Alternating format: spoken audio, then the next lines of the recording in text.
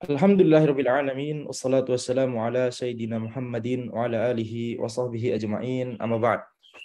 Insyaallah kita lanjutkan pembahasan kitab Kun Salafiyan Alal Jaddah karya Syekh Abdul Salam bin Salim As-Suhaimi hafizahullah taala. Di mana kita sampai pada pembahasan tentang sadduz dzara'i. Pembahasan tentang sadduz dzara'i atau dar al-mafsadah muqaddam ala jalbil maslahah. Itu kaidah yang keempat dari ahli sunnah wal jamaah, bahwa menghilangkan madarat itu lebih dikedepankan daripada mendatangkan maslahat. Yakni ketika maslahat dan madaratnya sama. Jadi kalau misalkan maslahat dan madaratnya itu sama-sama ada dan levelnya sama, maka kemudian baru kita terapkan kaidah ini. Meninggalkan madarat itu lebih dikedepankan daripada mendatangkan maslahat. Tapi kalau maslahatnya lebih besar atau jauh lebih besar bahkan, maka itu bisa diambil. Atau misalkan mafsadatnya lebih besar atau bahkan jauh lebih besar, maka tentunya itu ditinggalkan. Tapi kalau sama maslahat dan mafsadatnya, maka baru kaidah ini diterapkan. Meninggalkan mafsadat atau madarat lebih diutamakan daripada mendatangkan maslahat. Taib. Dan penulis telah menyebutkan beberapa dalil seperti dalil larangan mencela sesembahan selain Allah, karena di situ ada maslahat tapi juga ada madarat, yaitu mengundang mereka mencela Allah Subhanahu wa taala. Kemudian dalil yang kedua, sabda Nabi Muhammad SAW, seandainya kaummu wahai Aisyah itu bukan merupakan orang-orang yang baru masuk Islam, maka sungguh akan aku hancurkan Ka'bah, aku akan bangun sesuai dengan pondasi Nabi Ibrahim alaihissalam. Akan tapi perbuatan ini tidak dilakukan oleh Nabi Muhammad SAW. Ada maslahat sehingga Ka'bah sesuai dengan pondasi aslinya, pondasi dari Nabi Ibrahim alaihissalam. Akan tapi ada madarat juga. Madaratnya adalah khawatir orang-orang yang tidak paham dengan masalah ini kemudian berpikir bahwa Nabi Muhammad SAW menghancurkan Ka'bah, sehingga itu menjadi viral dan tidak bisa dibendung, ini pembicaraan dan pemikiran orang-orang tentang hal tersebut. Kemudian dalil yang ketiga yang disebut di sini adalah Nabi Muhammad SAW tidak membunuh orang-orang munafik, padahal di situ ada maslahat. Mereka bisa menjadi mata-mata, mereka bisa menjadi penyusup, mereka bisa mempengaruhi secara diam-diam. Akan tapi Nabi Muhammad SAW tidak melakukannya karena di saat yang sama ada madarat. Madarat Nabi Muhammad SAW akan disebut membunuh sahabatnya sendiri. Oleh siapa? Oleh orang-orang yang tidak paham. Akan jadi viral dan dibicarakan dan kemudian itu bisa menimbulkan fitnah. Fitnah di sini baik fitnah dalam bahasa Indonesia, fitnah terhadap Nabi Muhammad SAW, atau fitnah yang bermakna musibah atau kekacauan. Kemudian poin yang keempat di sini kita lihat Nabi Muhammad SAW melarang untuk memberontak terhadap ulil amri, karena walaupun ulil amrinya zalim, tentunya bisa jadi orang berpikir ada maslahat. Maslahatnya adalah menghentikan kezaliman dia. Akan tapi di saat yang sama ada madarat, bahkan madarat yang lebih besar.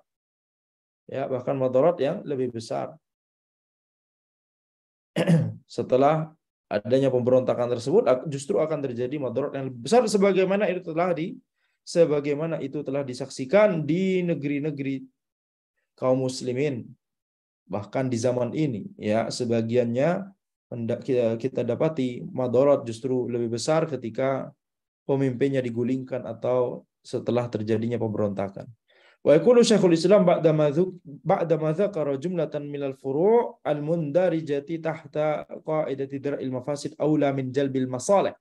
Syekhul Islam Ibnu Taimiyah rahimahullah berkata setelah menyebutkan beberapa contoh yang masuk dalam kaidah menghilangkan atau meninggalkan mafsadat, madarat, itu lebih utama daripada mendatangkan maslahat. Wa annahu idza ta'aradatil masalihu wal mafasidu quddimal arjahu minhuma 'alal marjuh.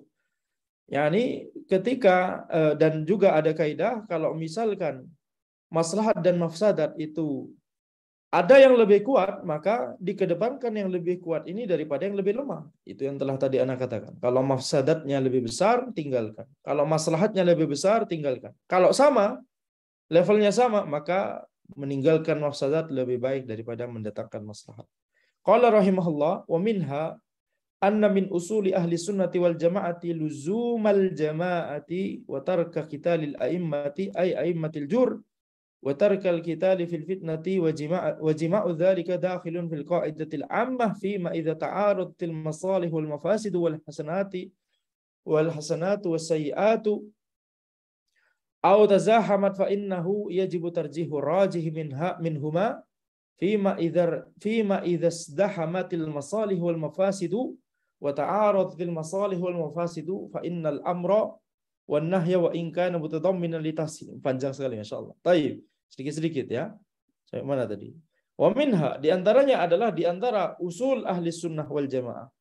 Di antara prinsip atau pokok dari ahli sunnah wal jamaah adalah melazimi jamaah, tidak memberontak. Luzumal jamaah karena anna min usul ahli sunnah wal jamaah, luzumal jamaah. Melazimi jamaah.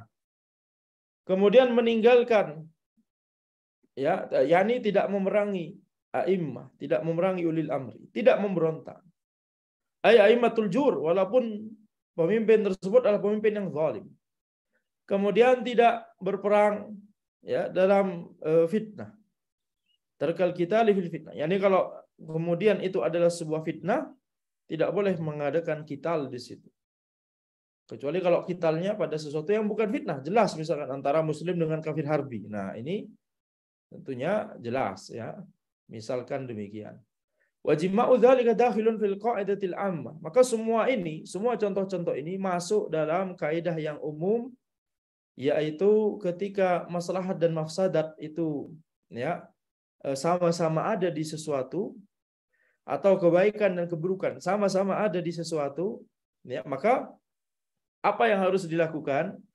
Yajibu tarjihur rajih minhuma. Wajib untuk mengedepankan yang lebih kuat. Fima idza izdahamat al-masalih wal mafasid. Kalau ada maslahat dan mafsadat sama-sama ada di sesuatu, kedepankan yang lebih kuat. Wa ta'aradatil masalih wal mafasid. Jadi kalau sama-sama ada, sama ini maknanya izdahamat ta'aradat. Fa innal amra wan nahya wa in kana mutadamminan li tahsili maslahatin wa daf'i mafsadatin fayanzuru fil mu'arid lahu fa in kana ma yafutu minal masalih aw yasunu minal fafasid akthar lam yakun lam yakun ma'muran bihi bal yakun muharraman. Taib. Jadi di sini kita lihat maka perintah dan larangan, walaupun na'am perintah dan larangan tersebut wa in kana mutadamminan, kalau itu mencakup perwujudan terhadap maslahat dan meninggalkan terhadap mafsadat, maka tetap harus dilihat apakah ada sesuatu yang mu'arid, sesuatu yang kemudian menjadi konsekuensinya dan bertentangan dengan hal tersebut. Fa in kana ma yafutu minal masalih. Kalau misalkan tentunya misalkan sesuatu ada maslahat, dia memiliki maslahat.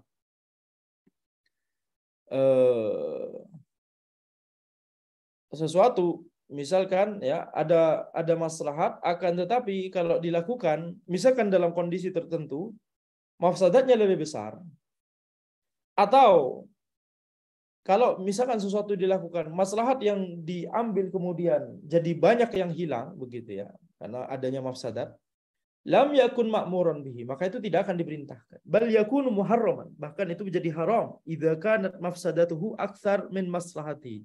Kalau mafsadatnya, madaratnya lebih besar daripada maslahatnya. Lakin i'tibaru maqadiril masalih wal mafasidi huwa bimizani syariah.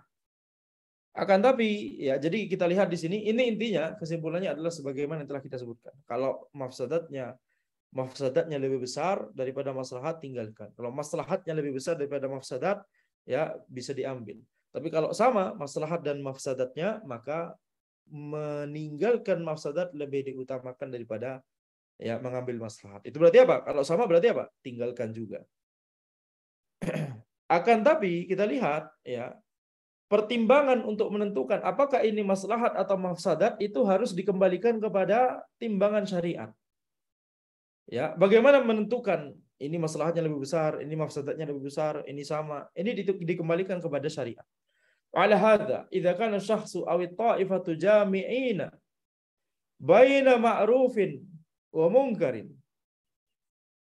Ya, jami'ina baina atau bisa dibaca jami'aini baina, dianggap syakhs dan ta'ifah ini dua hal ya. Jami'aini baina ma'rufin wa munkarin bihaitsu la yufarriquna bainahuma bal imma ay yaf'aluhuma jami'an aw yatrukuhuma jami'an lam yajuz ay yu'maru bima'rufin wala ay yanhau an munkarin. Ya, jadi di sini kita lihat kalau seseorang atau sekelompok orang menggabungkan antara ma'ruf dan mungkar, di mana mereka tidak membedakan antara ma'ruf dan mungkar, yakni bisa jadi mereka melakukan keduanya atau bisa jadi mereka meninggalkan semuanya. Tidak boleh bagi mereka untuk ya memerintahkan kepada yang ma'ruf atau untuk lam yajuz yu'maru bima'ruf wala ayyanhau an munkar. Tidak boleh melakukan amar ma'ruf nahi munkar kalau belum bisa membedakan mana maslahat dan mana madarat. Wal yanzuru fa in kana al ma'rufu aktsar bal yanzur fa in kana al ma'rufu aktsar amrin bihi.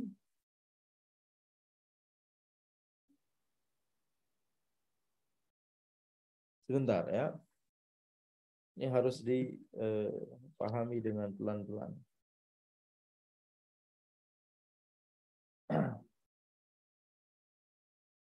Baik, kalau di kitab yang lain di sini minimal ada komanya ya, jadi membantu dalam pemahaman. Wa tibaru maqadiril masalih wal mafasid huwa bimizani syariah. Ya, tadi kita ulangi, yakni pertimbangan untuk menentukan kadar maslahat dan madarat itu dikembalikan kepada syariat. Ini dia.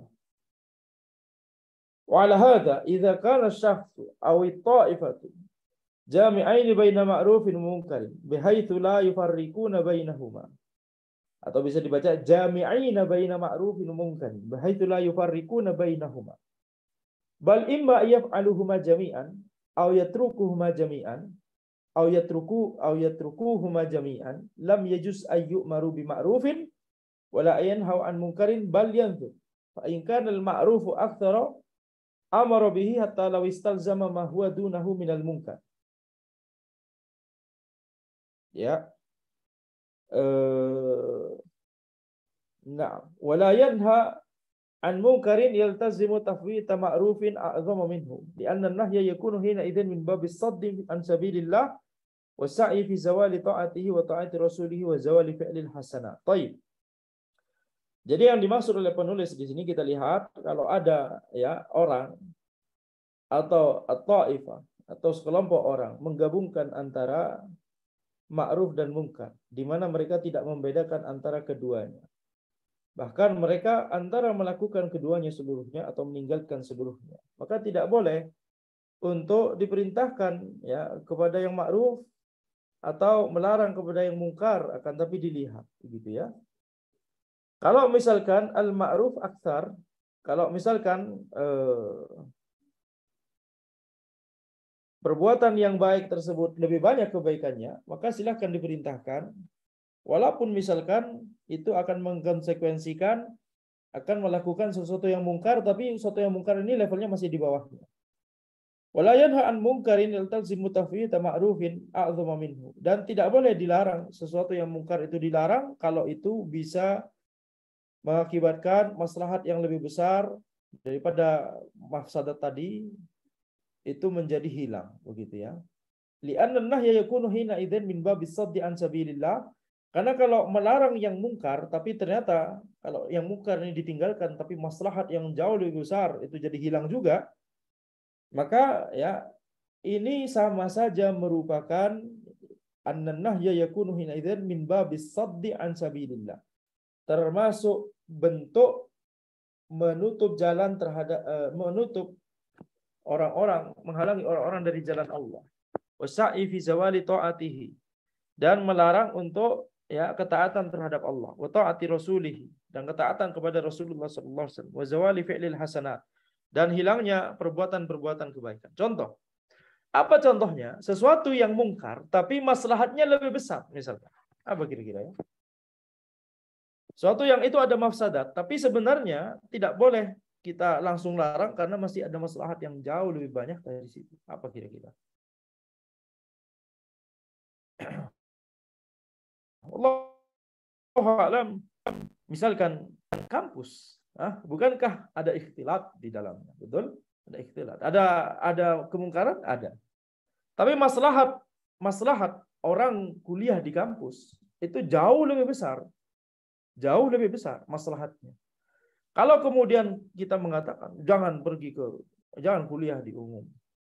Jangan kuliah di umum. Habis itu macam-macam, banyak lagi ya. Jangan kuliah di umum, jangan sekolah kalau sekolah di umum masih banyak pilihan ya. Tapi kalau jangan kuliah di umum, yakni mengingat pilihannya masih sedikit yang lain. Masih kondisinya seperti itu. Ini ya sesuai dengan catatan pilihan yang lain masih sedikit. Kalau pilihannya sudah banyak, kampus yang tidak ikhtilat, mengajarkan ilmu umum yang sama-sama bagus begitu ya. Ini baru pembahasan kita tidak berlaku.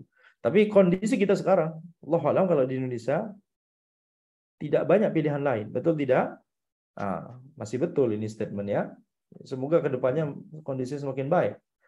Tapi kondisi saat ini, kalau misalkan dilarang untuk kuliah di kampus umum, atau kampus umum ini maksudnya kampus ilmu umum ya. Walaupun kampus agama juga ikhtilat juga ya. Tapi intinya, kalau misalkan ini dilarang, maslahat yang lebih besar menjadi hilang, ini bisa justru menjadi berbahaya dan justru ya bisa mempengaruhi kemaslahatan umat yang ada di Indonesia gitu ya, kemaslahatan bangsa.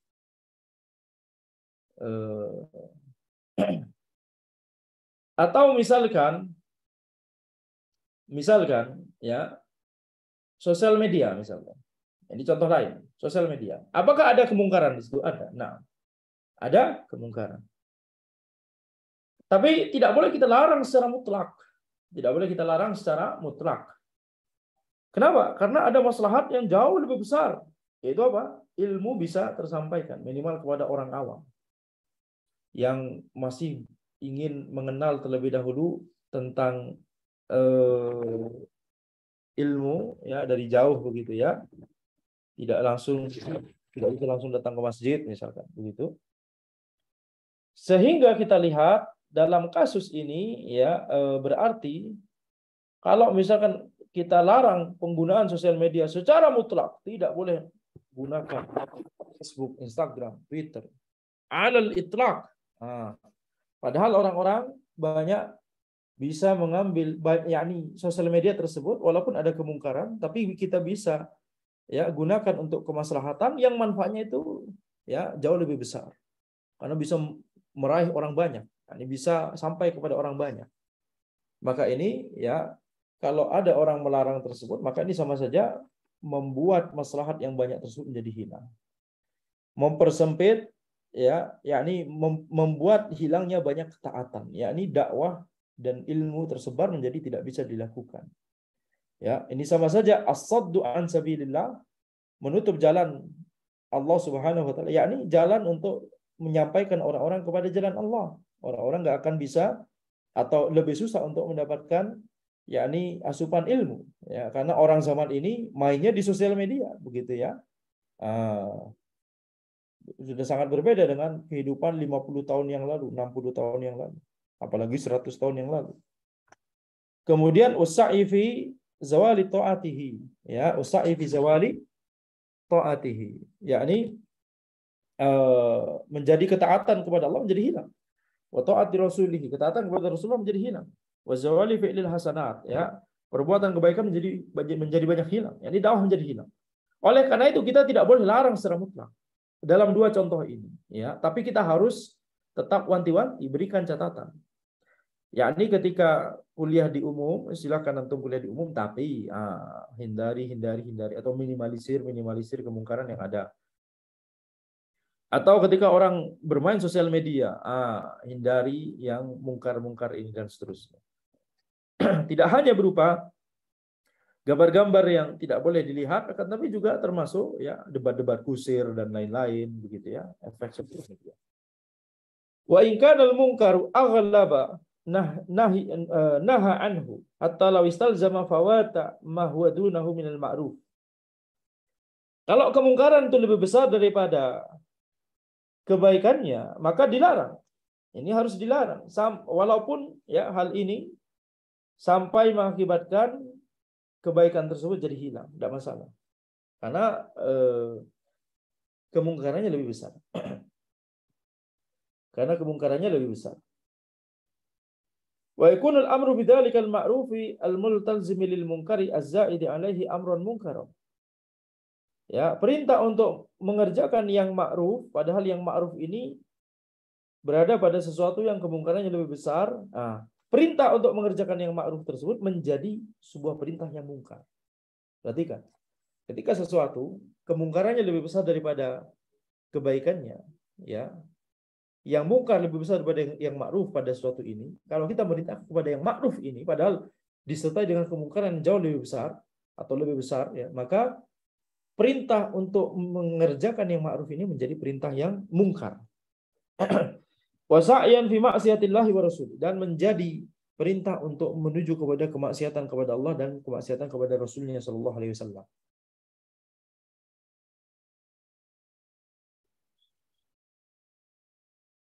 Misalkan ya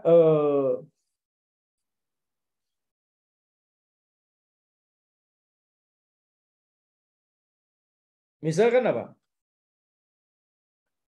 Yakni sesuatu yang kemungkinan jauh lebih besar. Misalkan ya, orang berjudi tapi hasil judinya digunakan untuk sedekah, misalkan bagi-bagi kepada orang miskin, berjudi atau merampok. Nah, bahkan di Indonesia ada sejarah terkenal itu, ya, perampok terkenal. Perampok terkenal yang merampok, setelah merampok toko emas kemudian dibagi-bagikan ke masyarakat sekitar hasil rampokannya tersebut. Kayak Robin Hood begitu, kayak Robin Hood.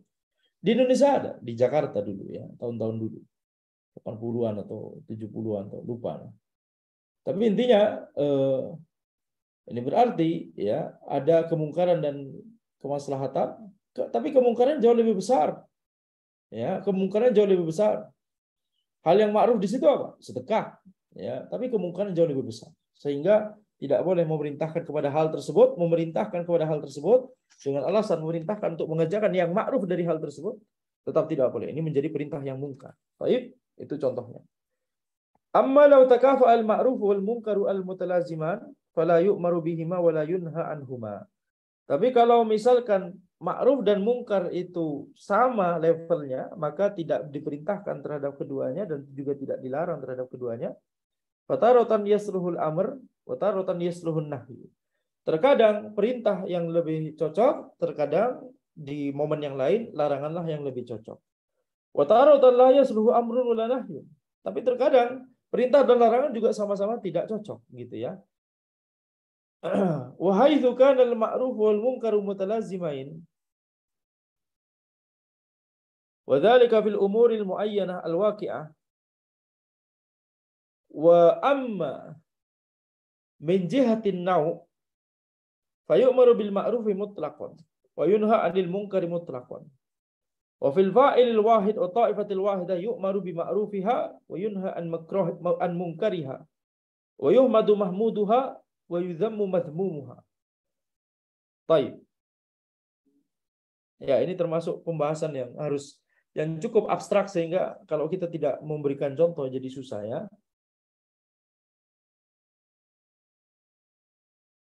Kalau ma'ruf dan mungkar itu sama levelnya, maka tidak diperintahkan terhadap keduanya dan tidak dilarang dari keduanya. Terkadang terkadang memerintahkannya itu lebih pas, tapi terkadang di kondisi yang lain melarangnya lebih pas. Tapi terkadang tidak diperintahkan dan juga tidak dilarang. Nah, ini zahirnya bertentangan dengan kaidah yang sedang dibahas. Zahirnya karena kaidah yang sedang dibahas itu adalah meninggalkan mafsadat itu lebih diutamakan. Kalau maslahat dan mafsadat itu sama levelnya, maka tinggalkan mafsadat itu, ya. Tinggalkan hal tersebut. Karena kita lebih mengedepankan meninggalkan mafsadat daripada mengerjakan maslahat. Itu kaidah yang sedang kita bahas. Tapi di sini ini masih perkataan Syekhul Islam Ibnu Taimiyah. Baik. Ini perkataan Syekhul Islam Ibnu Taimiyah, beliau menyebutkan pendapat yang berbeda di sini, ya. Jadi kalau ma'ruf dan mungkar itu sama, maka terkadang dalam suatu kondisi itu diperintahkan, terkadang dalam kondisi yang lain lebih baik dilarang, tapi terkadang kita tidak bisa melarang ataupun tidak bisa memerintahkan. Wa haitsu kana al-ma'ruf wal munkar mutalazzimain wa dzalika fil umuril muayyanah al-waqi'ah. Ini ketika ma'ruf dan mungkar itu sama-sama ada dan ini biasanya pada perkara tertentu yang terjadi begitu ya.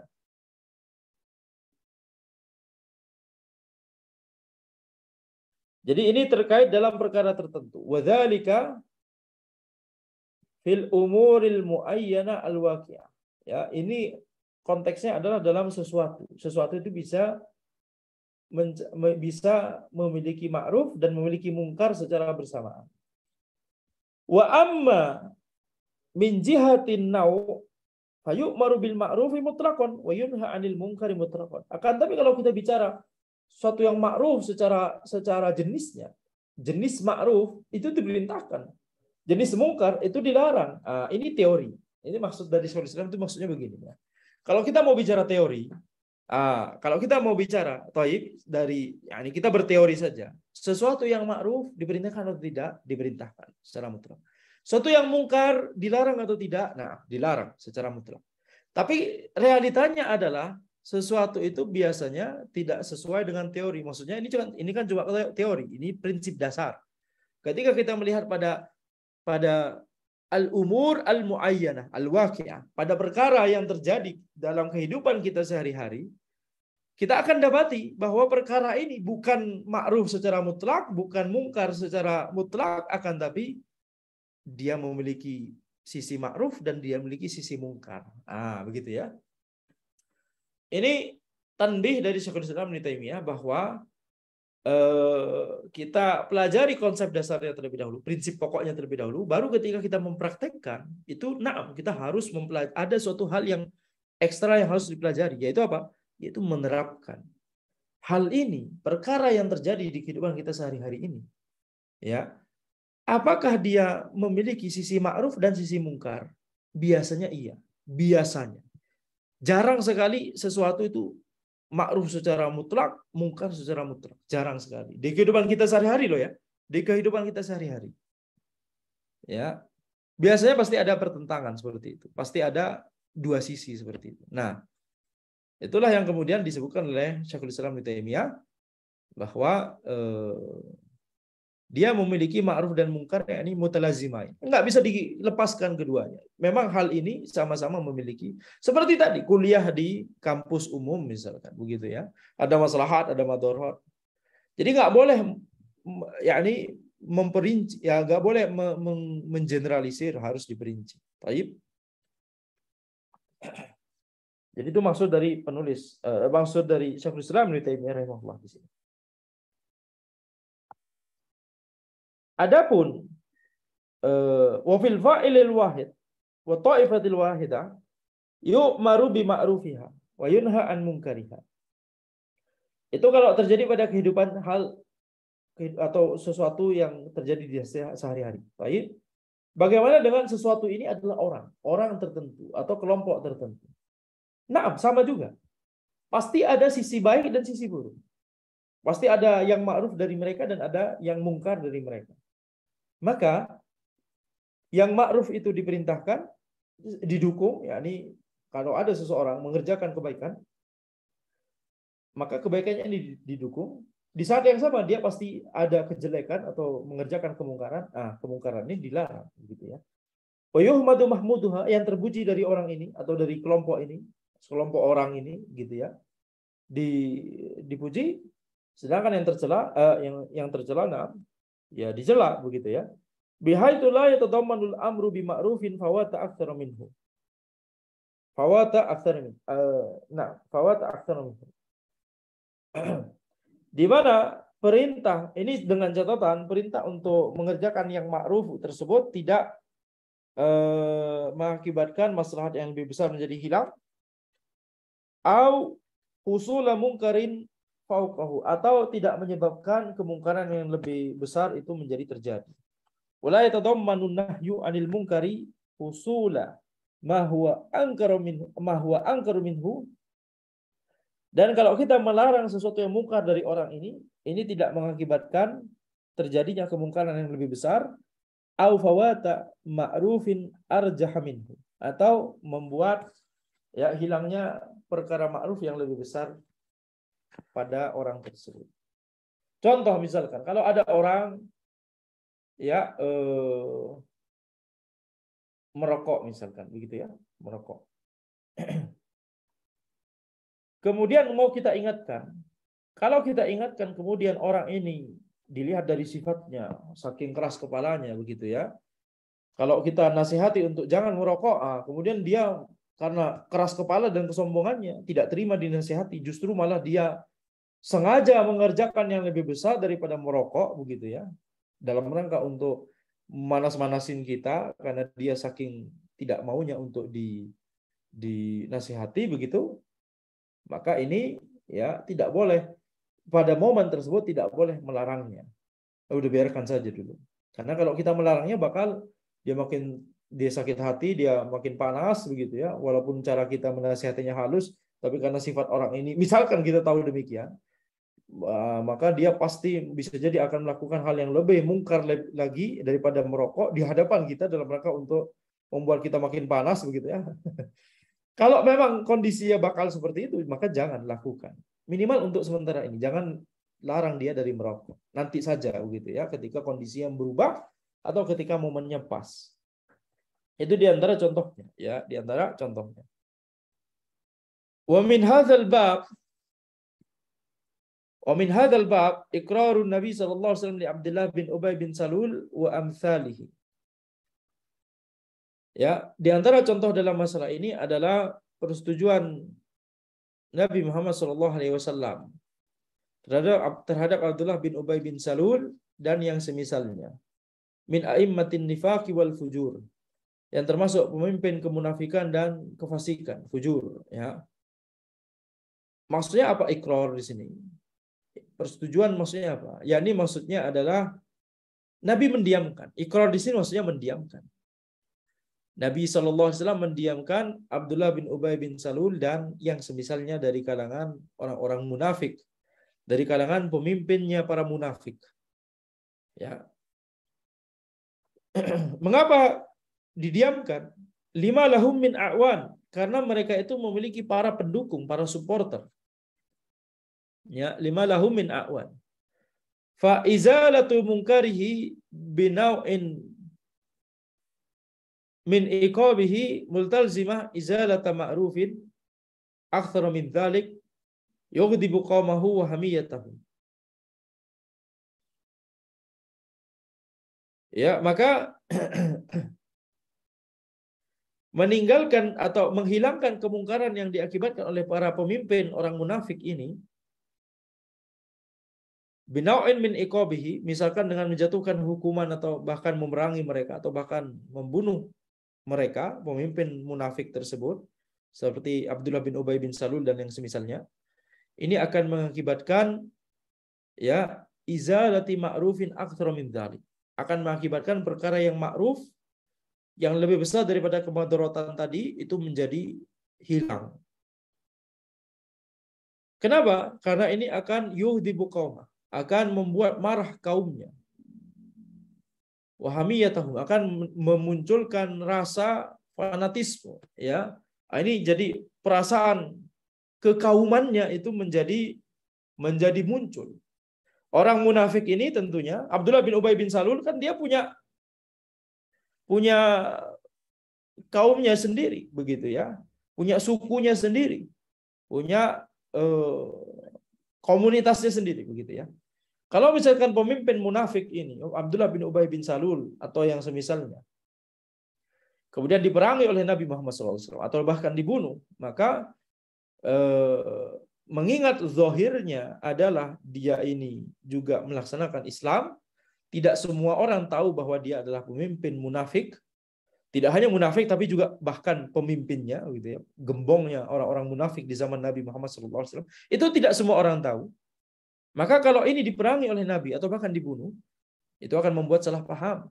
Kaumnya akan marah dan orang-orang yang merasa ini kan sahabat, begitu ya, juga marah atau minimal tanda tanya atau minimal akan menimbulkan desas-desus dan viral dan lain-lain, begitu ya.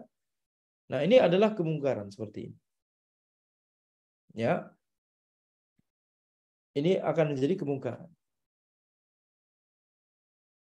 Maka di sini kita lihat wa binufurin nasi idza sami'u anna Muhammadan yaqtulu ashabah, akan mengakibatkan larinya orang-orang, ya, keluarnya orang-orang bahkan dari Islam kalau misalkan mereka mendengar bahwa Nabi Muhammad SAW membunuh sahabatnya sendiri. Ini akan membuat takut orang yang masuk Islam setelahnya atau akan membuat pergi orang yang telah masuk Islam. Akan membuat perasaan kaumnya Abdullah bin Ubay bin Salul akan menjadi muncul perasaan kekaumannya. Wah, ini dari orang kita sendiri. Dibunuh oleh Nabi Muhammad SAW. Nah, beliau bukan orang kita, beliau dari Makkah, beliau dari begitu ya. Jadi beliau dari Quraisy. Sedangkan kita bukan dari Quraisy. Ini beda suku. Nah, sudah ini akan muncul kesukuan. Ini hendaknya dihilangkan, ya, tidak boleh dilakukan. Ini pelajaran yang besar bagi ulil amri, ya, pelajaran yang besar bagi ulil amri. Yakni tidak boleh ulil amri itu membuat atau melakukan sesuatu yang menjatuhkan muruahnya sendiri di hadapan orang-orang. Menjadi bahan desas-desus dan bahan yang viral, ya.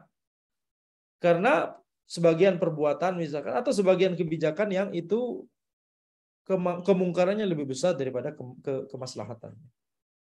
Ya. Ini pelajaran besar bagi ulil amri. Dan juga ya pelajaran yang besar juga bagi ya para awak media, wartawan dan sebagainya, ya. Tidak boleh mengemas berita atau mengemas judul, ya, 10 poin ini akan membuat Anda tercengang. Nomor 7 akan membuat Anda lebih tercengang lagi.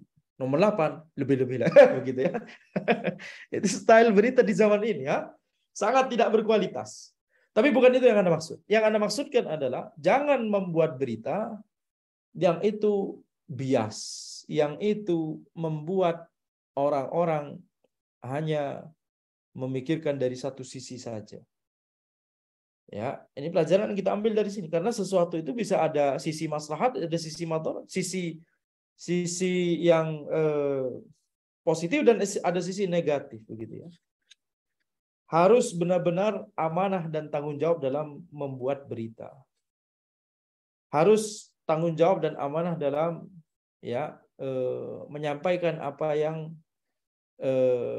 mereka terima dari ulil amri. Apalagi itu terkait dengan ulil amri atau terkait dengan seseorang misalkan, begitu ya. Perbuatan seseorang, ya, kalau dikemasnya beritanya itu menyudutkan orang tersebut, orang akan menjadi suudzon pada orang tersebut, begitu ya. Padahal ternyata gambaran cerita seluruhnya tidak demikian. Misalkan, begitu ya. Jadi ini pelajaran yang besar bagi ulil amri. Ini kaidah ini bahwa sesuatu itu ada maslahat dan madarat, ada suatu positif dan negatif di situ, itu harus benar-benar dipertimbangkan, tidak boleh sembarangan mengambil salah satu sisi saja. Ya, mengambil salah satu sisi saja, ini tidak boleh. Apalagi itu terkait dengan ulil amri. Terkait dengan satu orang saja, kehormatan seorang muslim tidak boleh kemudian dilanggar gara-gara berita yang kita tulis. Apalagi ini terkait dengan ulil amri, lebih-lebih lagi. Ini bisa menyangkut masalah muruah ulil amri di hadapan warga. Bisa menyangkut kepercayaan warga terhadap ulil amri. Ini kunci dari kestabilan negara, kestabilan negeri. Baik. Maka sebagaimana yang telah Ana sering katakan, mungkin di majelis yang lain, ya, nikmat aman itu induk dari seluruh nikmat. Nikmat aman di sebuah negeri itu adalah induk dari semua nikmat-nikmat yang lain. Kalau negerinya aman, maka antum bisa enak belajar, enak kajian, enak jalan-jalan sama keluarga, enak macam-macam, melakukan semua aktivitas. Kalau negeri aman. Tapi kalau negeri tidak aman, ada pemberontakan, ada perang saudara, ada macam-macam gitu ya, maka ini menjadi ya belajar tidak bisa, berdakwah tidak bisa, dan seterusnya. Kita lihat orang-orang di Suriah misalkan, kaum muslimin di Suriah, banyak anak kecil yang tidak bisa baca bahkan surah Al-Fatihah. Kenapa? Karena yang dipikirkan mereka sudah bukanlah mengajarkan anak kecil, mengajarkan ilmu terhadap anak kecil, yang dipikirkan justru malah jauh lebih basic dari itu. Gimana saya selamat? Apa yang mau saya makan nanti? Atau bahkan bukan nanti, sekarang. Apa yang bisa saya makan sekarang?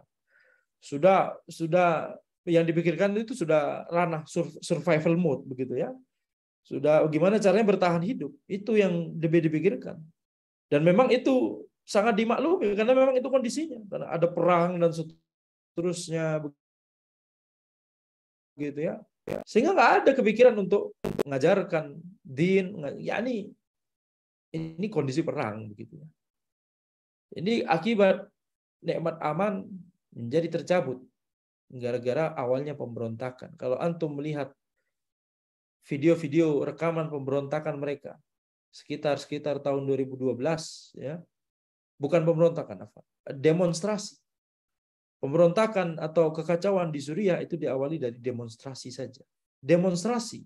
Kalau antum lihat rekaman demonstrasi mereka di tahun-tahun 2012, antum tidak akan berpikir bahwa ya gara-gara demonstrasi yang tampaknya aksi damai ini, ya tertib dan damai, ini antum tidak akan kepikiran bahwa itu akan berujung pada rusaknya atau hancurnya kota-kota dan negeri mereka.